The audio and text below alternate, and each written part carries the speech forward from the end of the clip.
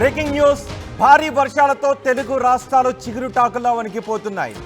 ఇప్పటికే విజయవాడ పూర్తిగా జల దిగ్బంధంలో చిక్కుకుంది. ఒక్కసారి ఆ దృశ్యాలు చూడండి ఆర్టీవీ స్క్రీన్ పైన. గత 20 సంవత్సరాలలో ఎన్నడూ చూడని విధంగా విజయవాడ మొత్తం జల దిగ్బంధంలో చిక్కుకుంది.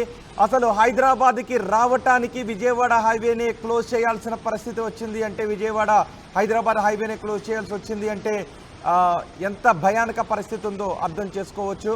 నిన్న విజయవాడ వైపుకి రావడానికి, విజయవాడ వైపు నుంచి హైదరాబాద్ రావడానికి, హైదరాబాద్ నుంచి విజయవాడ వెళ్ళడానికి కూడా అవకాశం లేని విధంగా ఉంది. అంతేకాదు విజయవాడలో ఇప్పుడు ఎక్కడ చూసినా కూడా ఏరియల్ సర్వే చేస్తూ ఉంటే ఎక్కడ చూసినా కూడా విజయవాడలో కాలనీలన్నీ జలమయమైన పరిస్థితులే కనిపిస్తున్నాయి. ఒకసారి డ్రోన్ విజువల్స్ కూడా మనం చూస్తే డ్రోన్ విజువల్స్లో కూడా విజయవాడలో ఎక్కడ చూసినా జల దిగ్బంధం అయిపోయిన విజయవాడే కనిపిస్తోంది.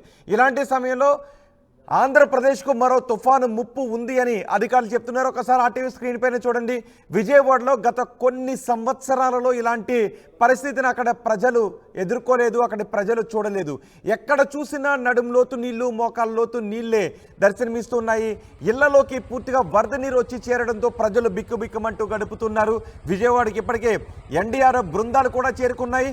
లోతట్టు ప్రాంతాల ప్రజలను సురక్షిత ప్రాంతాలకు చేరవేయటానికి విజయవాడకు ఎన్డీఆర్ఎఫ్ బృందాలు చేరుకున్నాయి. తమిళనాడు నుంచి, పంజాబ్ నుంచి, ఒడిశా నుంచి ఎన్డీఆర్ఎఫ్ బృందాలు వచ్చాయి. అంతేకాదు పవర్ బోట్లు, రెస్క్యూ బోట్లు కూడా అక్కడికి తీసుకొచ్చారు. సహాయక చర్యల్లో 8 ఎన్డీఆర్ఎఫ్, 10 ఎస్డీఆర్ఎఫ్ బృందాలు ఇప్పుడు పాలు పంచుకుంటూ ఉన్నాయి. వాయు మార్గం ద్వారా కూడా సహాయక చర్యల్లో పాలు పంచుకుంటూ ఉన్నారు. ఒకసారి ఆ దృశ్యాలు చూడండి. ఎక్కడ చూసినా విజయవాడలో మీరు 360 డిగ్రీస్ చూస్తే విజయవాడ మొత్తం జల దిగ్బంధంలో ఉంది. కొన్ని ఒక కాలనీ, 2 కాలనీల, ఒక చోట 2 చోట్ల అనేది కాదు. విజయవాడ ఎక్కడ చూసినా 360 డిగ్రీస్ మీరు అలా చూస్తే విజయవాడ జల దిగ్బంధంలో చిక్కుకున్న దృశ్యాలు మనకి కనిపిస్తూ ఉన్నాయి. ఎక్కడ ఒకసారి అలా చూడండి. వాళ్ళు అపార్ట్మెంట్లో ఉన్నవాళ్ళు, ఇళ్లలో ఉన్నవాళ్ళు బయటికి రాలేని పరిస్థితి, ఇంట్లో ఉండలేని పరిస్థితి, ఇంటి లోపలికి కూడా నీళ్ళు వచ్చాయి. ఎక్కడ చూసినా ఆ డ్రోన్ విజువల్స్ ఎక్కడ చూసినా కూడా జల దిగ్బంధమే కనిపిస్తుంది. కొన్ని చోట్ల ఇళ్ల పైకప్పుల వరకు కూడా నీళ్లు చేరిన దృశ్యాలు మనకు కనిపిస్తున్నాయి. కృష్ణానది విజయవాడ ఏకమైపోయిందా, బంగాళాఖాతం విజయవాడ ఏకమైపోయిందా అనే విధంగా ఇప్పుడు అది ఇందిరానగర్లో కూడా గత కొన్ని సంవత్సరాలుగా ఎప్పుడు భారీ వర్షాలు కురిసినప్పటికీ ఇలాంటి పరిస్థితి ఎప్పుడు కూడా కనిపించలేదు. కానీ ఇప్పుడు ఎగువ నుంచి వస్తున్న కృష్ణానదిలోకి వస్తున్న నీళ్లు, అలాగే ఆంధ్రప్రదేశ్లో కురుస్తున్న భారీ వర్షాలు, విజయవాడలో కురుస్తున్న భారీ వర్షాల కారణంగా ఇప్పుడు విజయవాడ ఇలా జల దిగ్బంధంలో ఉంది. విజయవాడలో గత 20 సంవత్సరాలుగా ఇలాంటి పరిస్థితిని ప్రజలు ఎప్పుడూ కూడా చూడలేదు. ఒకసారి చూడండి, కిలోమీటర్ల కొద్దీ ఎక్కడ చూసినా కూడా నీళ్ళే కనిపిస్తున్నాయి. సహజంగా విజయవాడలో ట్రాఫిక్ జామ్లు ఎక్కువ అవుతూ ఉంటుంటాయి. కిలోమీటర్ల కొద్దీ ఎక్కడ చూసినా వాహనాల ట్రాఫిక్ జాములతో కూడా పరిస్థితులు కనిపిస్తూ ఉంటుంటాయి. కానీ ఇప్పుడు విజయవాడలో ఎక్కడ చూసినా జల దిగ్బంధంలో విజయవాడ కనిపిస్తూ ఉంది.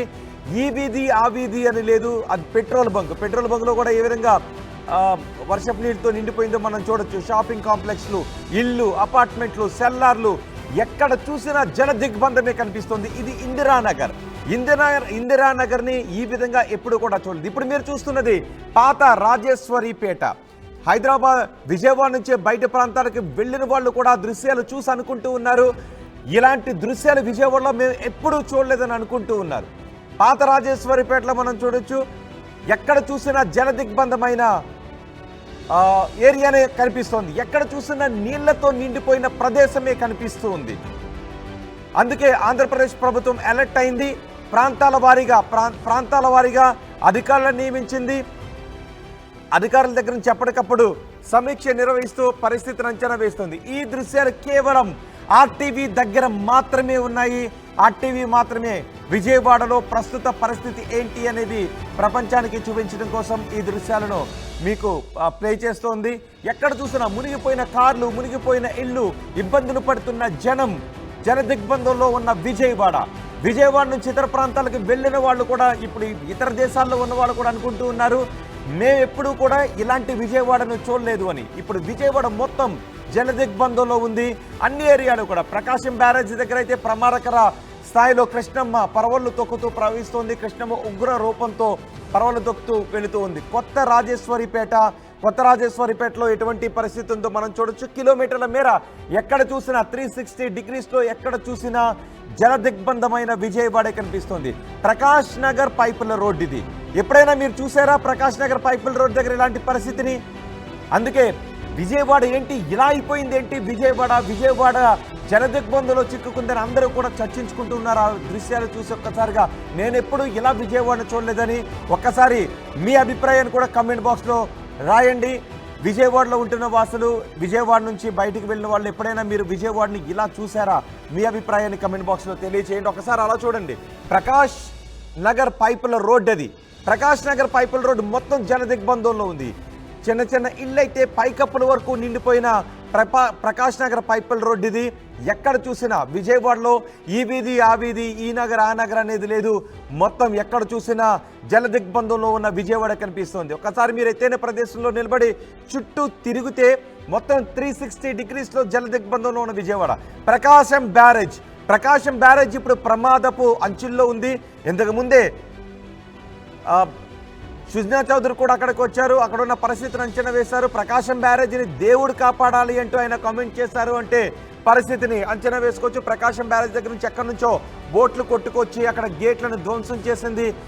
ప్రకాశం బ్యారేజ్ దగ్గర కృష్ణమ్మ ఎప్పుడూ చూడని విధంగా ఉరుకులు పరుగులతో వెళ్తోంది, గర్జిస్తూ వెళ్తోంది కృష్ణమ్మ. ప్రకాశం బ్యారేజ్ దగ్గర కృష్ణమ్మ గర్జిస్తూ వెళుతూ ఉండటంతో ప్రకాశం బ్యారేజ్కి ఎటువంటి ముప్పు వాటిల్లుతుందోననే భయం అందరిలోనూ ఉంది. ఎందుకంటే దిగువన నాగాయలంక, దివిసీమ వీళ్ళంతా కూడా భయాన్ని వ్యక్తం చేస్తున్నారు ఏం జరుగుతుందోనని. గతంలో దివిసీమకు అప్పట్లో ఉప్పెనొచ్చింది. కానీ లంక గ్రామాలు కూడా ఇప్పుడు కృష్ణానది పరివాహక ప్రాంతంలో ఉన్న లంక గ్రామ వాసులు భయాందోళన వ్యక్తం చేస్తూ ఉన్నారు. ఎందుకంటే అక్కడ ప్రకాశం బ్యారేజ్కి ఇప్పటికే 3 గేట్లు ధ్వంసమయ్యాయి. అక్కడ కొట్టుకొచ్చిన బోట్ల కారణంగా మొత్తం అన్ని గేట్లను ఎత్తి నీటిని దిగువకు విడుదల చేస్తూ ఉన్నారు. దీంతో ముంపు ప్రాంతాల వాసులు ఏ క్షణాన్ని ఏం జరుగుతుందోననే భయాన్ని వ్యక్తం చేస్తున్నారు. ఇప్పట్లో వరద తగ్గకపోతే ఎటువంటి పరిణామమైన చోటు చేసుకునే అవకాశం ఉందనే భయాన్ని వ్యక్తం చేస్తున్నారు. ఆంధ్రప్రదేశ్ ప్రభుత్వం అలర్ట్ అయింది. ముఖ్యమంత్రి చంద్రబాబు అధికారులకు ఆదేశాలు జారీ చేశారు. ఎక్కడికక్కడ అధికారులను నియమించారు. అధికారులు గ్రౌండ్లో ఉన్న సమాచారాన్ని పై స్థాయి అధికారులకు చేరవేస్తున్నారు. ఎక్కడ ఎటువంటి సహాయక చర్యలు అవసరమవుతాయనే విషయాన్ని వెంటనే పై స్థాయి అధికారులకు చేరవేయడం, ఆ సహాయాన్ని ఆ ప్రాంతాలకు పంపించటం, ఈ పనిలో అధికారులందరూ కూడా నిమగ్నమైపోయారు. ప్రకాశం బ్యారేజ్ని ఒక్కసారి చూడండి. ప్రకాశం బ్యారేజ్ని ఆర్టీవీ మీకు ఎక్స్క్లూజివ్గా అందిస్తోంది. ప్రకాశం బ్యారేజ్ దగ్గర ఉన్న వరద ఉధృతిని మొత్తం అన్ని గేట్లను ఎత్తి నీటిని దిగువకు విడుదల చేస్తూ ఉన్నారు. దీంతో ప్రకాశం బ్యారేజ్ ఇప్పటికే ప్రకాశం బ్యారేజ్ని ఒక కొత్త ప్రకాశం బ్యారేజీ నిర్మించాలనే ప్రతిపాదనలు ఉన్నాయని ఇంతకుముందే సుజనా చౌదరి కూడా చెప్పారు. కొత్త బ్యారేజ్ ఒకటి నిర్మించాలనుకుంటున్నామని. ప్రకాశం బ్యారేజీ ప్రమాదపు అంచుల్లో ఉంది. ఒకవేళ వరద తగ్గకపోతే ఇంకా ఎటువంటి పరిస్థితులు ఏర్పడతాయో తెలియదు అన్నట్టుగా ఉంది. దేవుడే రక్షించాలి అంటూ ఆయన మాట్లాడారంటే ఎలాంటి పరిస్థితి ఉందో మనం అర్థం చేసుకోవచ్చు. ఒకసారి మీరు ప్రత్యక్షంగా చూడండి. ప్రకాశం బ్యారేజీని ఇంత ఉధృతంగా మీరు ఎప్పుడైనా చూసారా? మీ అభిప్రాయాన్ని కామెంట్ బాక్స్లో రాయండి. ఇలాంటి పరిస్థితుల్లో ఆంధ్రప్రదేశ్కి మరో వాయుగుండం ఉంది. బంగాళాఖాతంలో మరో వాయుగుండం ఏర్పడుతోంది అని అధికారులు చెప్తూ ఉండటంతో ఇప్పట్లో వరద తగ్గే పరిస్థితి లేదా అంటూ ఆంధ్రప్రదేశ్ ప్రజలు భయాన్ని వ్యక్తం చేస్తూ ఉన్నారు. ఒకసారి చూడండి ప్రకాశం బ్యారేజీని ఇలా మీరు ఎప్పుడైనా చూసారా? ప్రకాశం బ్యారేజ్ దగ్గర గర్జిస్తూ కృష్ణమ్మ ప్రకాశం బ్యారేజ్ గేట్లను తెంచుకొని బంగాళాఖాతంలో కలుస్తోంది. దివిసీమ దగ్గర ఇప్పుడు ఇంకా వరద ఉధృతి పెరుగుతోంది. ఇన్ఫ్లో తగ్గడం లేదు, ఇంకా వరద ఉధృతి పెరుగుతోంది. ఎగువన కురుస్తున్న వర్షాలతో ఇంకా వరద ఉధృతి పెరుగుతోంది. ఇటు మహారాష్ట్ర, తెలంగాణలో భారీ వర్షాలు కురుస్తున్నాయి. రెడ్ అలర్ట్ ప్రకటించారు. ఎగువన కురిసే వర్షాలతో కృష్ణానదికి ఇంకా వరద ఉధృతి పెరిగితే ఎటువంటి పరిస్థితులు ఉంటాయనే భయాన్ని వ్యక్తం చేస్తూ ఉన్నారు. ఒక్కసారి మనం అధికారులు ఎటువంటి హెచ్చరికలు జారీ చేస్తున్నారనే వివరాలు నేను మీకు అందిస్తాను. ఆంధ్రప్రదేశ్కి మరో తుఫాను ముప్పు ఉందని చెప్తున్నారు. ఇప్పటికే వర్షాలతో ఆంధ్రప్రదేశ్ అతలాకుతలం అవుతోంది. విజయవాడ చిగురుటాకులా వణికిపోతోంది. ఇలాంటి పరిస్థితుల్లో ఈ నెల 6-7 తేదీల్లో బంగాళాఖాతంలో మరో అల్పపీడనం ఏర్పడే అవకాశం ఉంది అని వాతావరణ శాఖ అధికారులు చెప్తున్నారు. ఆ అల్పపీడనం బలపడి తుఫాన్గా మారే అవకాశం ఉంది అని వాతావరణ శాఖ అధికారులు చెప్తున్నారు. చూడండి ఒకసారి విజయవాడలో మీరు కృష్ణమ్మను ఇలా ఎప్పుడైనా చూసారా? ఇంత ఉధృతంగా ఉగ్ర రూపాన్ని దాల్చి, ఇంత ఉగ్ర రూపాన్ని కృష్ణమ్మ చాలాసార్లు ఉగ్ర రూపాన్ని దాల్చి ప్రవహించింది, కానీ ఇంత ఉగ్ర రూపం దాల్చిన కృష్ణమ్మను మీరు ఎప్పుడైనా చూసారా? ఇంత జనదిగ్బంధంలో ఉన్న విజయవాడని మీరు ఎప్పుడైనా చూసారా? మీ అభిప్రాయాన్ని కమెంట్ బాక్స్లో రాయండి. నేనైతే ఇంత ఉగ్ర రూపంలో ఉన్న కృష్ణమ్మను చూడలేదు, ఇంత జనదిగ్బంధంలో ఉన్న విజయవాడను నాకు తెలిసి నేను చూడలేదు. బంగాళాఖాతంలో ఈ నెలలో మరో అల్పపీడనం ఏర్పడే అవకాశం ఉందని వాతావరణ శాఖ అధికారులు చెప్తున్నారు. అంతేకాదు, మరో పిడుగు లాంటి వార్త, ఇది మరో పిడుగు లాంటి వార్త. ఓరానుకో అల్పపీడనం ఏర్పడే అవకాశం ఉంది అని ఐఎండీ చెప్తోంది. దీనివల్ల దేశమంతటా విస్తారంగా వర్షాలు కురుస్తాయని ఐఎండీ అంచనా వేస్తోంది. దేశమంతటా విస్తారంగా వర్షాలు కురిస్తే కృష్ణమ్మకు ఇప్పట్లో వరద ఉధృతి తగ్గే అవకాశం లేదు అని హెచ్చరికలు వినిపిస్తూ ఉన్నాయి. విశాఖ వాతావరణ శాఖ అధికారులు ఏం చెప్తున్నారు మా ప్రతినిధి శివరామకృష్ణ అందిస్తారు. శివరామకృష్ణ, బంగాళాఖాతంలో ఏర్పడిన అల్పపీడనం నిన్న అర్ధరాత్రి 12 నుంచి 2:30 లోపు తీరం అయితే దాటింది. అయితే రానున్న రోజుల్లో వాతావరణం ఏ విధంగా ఉండబోతుందని చెప్పి విశాఖ వాతావరణ కేంద్రం అధికారి శ్రీనివాస్ గారు మనతో పాటు ఉన్నారు. సార్ చెప్పండి, ఈ తీరం దాటింది కదా, రానున్న రోజుల్లో ఈ వర్షపాతం ఎక్కువ నమోదు ఈ పరిస్థితుల్లో ఏ విధంగా ఏర్పడుతుంది? అయితే నిన్న అర్ధరాత్రి అయితే సుమారు 12:30 మరియు 2:30 గంటల మధ్యన కలింగపట్నం దగ్గరలో అయితే తీరాన్ని వాయుగుండంగా దాటింది. అది ప్రస్తుతం ఇప్పుడు అదే డైరెక్షన్లో, అంటే వాయు దిశగా వెళ్తూ ఇప్పుడు విశాఖపట్నంకి వాయువ్యంగా 150 కిలోమీటర్లను, కలింగపట్నంకి పశ్చిమ వాయువ్యంగా 190 కిలోమీటర్స్ దూరంలోను, అలాగే నెక్స్ట్ ఛత్తీస్గఢ్లో ఉన్నటువంటి ఈ ప్రాంతానికి జగదల్పూర్కి 60 కిలోమీటర్స్ దూరంలో ఆగ్నేయంగా కేంద్రీకృతమైంది. ఇది ఈ డైరెక్షన్లో వెళ్తూ అంటే ఉత్తరాంధ్ర మరియు దక్షిణ ఒరిస్సా, దక్షిణ ఛత్తీస్గఢ్ ఈ ప్రాంతం ఇలా వెళ్తూ క్రమేపీ నెక్స్ట్ కమింగ్ 24 అవర్స్లో గ్రాడ్యువల్గా వీకెన్ అయ్యే ఛాన్సెస్ అయితే ఉన్నాయి. ఇప్పుడు ఉన్నటువంటి ఈ ప్రాంతాల్లో ఉన్నటువంటి ఈ వాయుగుండం దృష్ట్యా ఇంకా మనకి నెక్స్ట్ కమింగ్ 24 అవర్స్ వరకు కూడా మన ప్రాంతాల్లో అంటే కొన్ని ప్రాంతాలకు అయితే మనం రెడ్ అలర్ట్ కూడా ఇంకా అయితే ఈరోజు కూడా కంటిన్యూ చేస్తున్నాం. అవి అయితే ముఖ్యంగా ఎక్కడ ఉన్నాయంటే పల్నాడు, ఎన్టీఆర్, గుంటూరు, ప్రకాశం ఈ జిల్లాలకైతే ఈరోజు కూడా రెడ్ అలర్ట్. అలాగే మరికొన్ని జిల్లాలైనటువంటి ఏలూరు, కృష్ణా, బాపట్ల వీళ్ళకి కూడా ఆరెంజ్ అలర్ట్ అయితే ఇస్తున్నాం. అంటే ఈ జిల్లాలో అయితే భారీ వర్షాలు, రెడ్ అలర్ట్ ఉండే జిల్లాలో భారీ నుంచి అతి భారీ వర్షం రావచ్చు అన్న మనం ఫోర్కాస్ట్ అయితే ఇస్తున్నాం.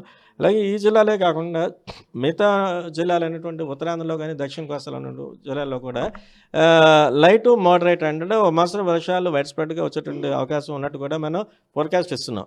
నెక్స్ట్ ఇప్పుడు ఇంకా ఈ ఎదురుగాల ప్రభావం ఇంకా నెక్స్ట్ కమింగ్ 12 అవర్స్ కూడా ఉత్తరాంధ్ర మీద ఉండే ఛాన్స్ ఉన్నాయి. అలాగే తీరం వెంబడి కూడా బలమైన ఎదురుగాలు ఇంకా కంటిన్యూ అవుతున్నాయి. అలాగే రఫ్నెస్ కూడా ఇంకా కంటిన్యూ అవుతున్న చేత ఎంటైర్ కోస్ట్లో ఉన్నటువంటి మత్స్యకారులు అందరినీ కూడా వేట వెళ్ళొద్దని చెప్తున్నాం. అలాగే నౌకాశ్రయాలకి మనం ఇచ్చినటువంటి ఇన్స్ట్రక్షన్స్ ఏమిటి ఉన్నాయంటే లోకల్ కాస్టనరీ సిగ్నల్ నెంబర్ 3 ఇవి ఎగరవలసిందిగా మనం చెప్పాం. వాటిని కూడా ఈరోజు రిమూవ్ చేయవలసిందిగా వాళ్ళందరికీ కూడా చెప్పాం. నెక్స్ట్ లాస్ట్ 24 అవర్స్ వరకు ఉన్నటువంటి పరిస్థితి సమీక్షిస్తే as predicted we have seen wide spread rains over the entire coastal Andhra Pradesh. అలాగే వీటిల్లో as predicted extremely heavy rain falls కూడా కొన్ని ప్రాంతాలు అయితే నమోదైంది. ముఖ్యంగా అయితే అమరావతి, తిరువూరు ఈ ప్రాంతాల్లో అయితే 26 సెంటీమీటర్స్ వచ్చింది. అలాగే నెక్స్ట్ గుంటూరులో అయితే 23 centimetres, next Eluru 21 centimetres and Achampet 19, గుంటూరులో ఉన్నటువంటి తెనాలి, మంగళగిరిలో 17 సెంటీమీటర్స్, ఇలా చాలా చోట్ల heavy rains, moderate heavy rains కూడా నమోదైంది. ఈ పరిస్థితుల్లో ఇంకొక నెక్స్ట్ 1 or 2 డేస్ మనకి ఈ రెయిన్ఫాల్ యాక్టివిటీ మన కోస్టల్ డిస్ట్రిక్ట్స్లోను కానీ లేకపోతే రాయలసీమలో కూడా ఉండే ఛాన్స్ ఉన్నాయి. ఈ విజయవాడ, గుంటూరులో చూస్తుంటే చాలా విస్తారంగా వర్షాలు పడే అవకాశం అయితే ఉంది. రానున్న రోజులు ఇంకా విస్తారంగా పెరిగే అవకాశం ఉందా, తగ్గుముఖం పట్టచ్చా? అంటే గ్రాడ్యువల్గా రెయిన్ఫాల్ యాక్టివిటీ తగ్గుతుంది. ఈరోజు కూడా మనం రెడ్ అలర్ట్ ఇచ్చిన జిల్లాలో అయితే భారీ వర్షాలు నమోదయ్యే ఛాన్సెస్ ఉన్నాయి. ఈ అలర్ట్స్ ఇచ్చారు కదా, కొన్ని ఉపసంహరించుకున్నారు, ఎక్కడెక్కడ ఉపసంహరించుకున్నారు? నౌకాశ్రయాల వరకు అయితే మనం ఉపసంహరించుకున్నాం. నౌకాశ్రయాలకి అయితే సిగ్నల్స్ వాళ్ళకి ఇంకా స్క్వాలీ వెదర్ కొంచెం విండ్ స్పీడ్స్ కొంచెం గ్రాడ్యువల్గా వాళ్ళకి తగ్గుతున్నాయి. అంచేత వాళ్ళకి నౌకాశ్రయాలకి ఇచ్చినటువంటి సిగ్నల్స్ ఏవెంట్ ఉన్నాయో 3వ నెంబర్వి అవి ఈరోజు మనం వాటిని లోయర్ చేయవలసిందిగా చెప్పాం.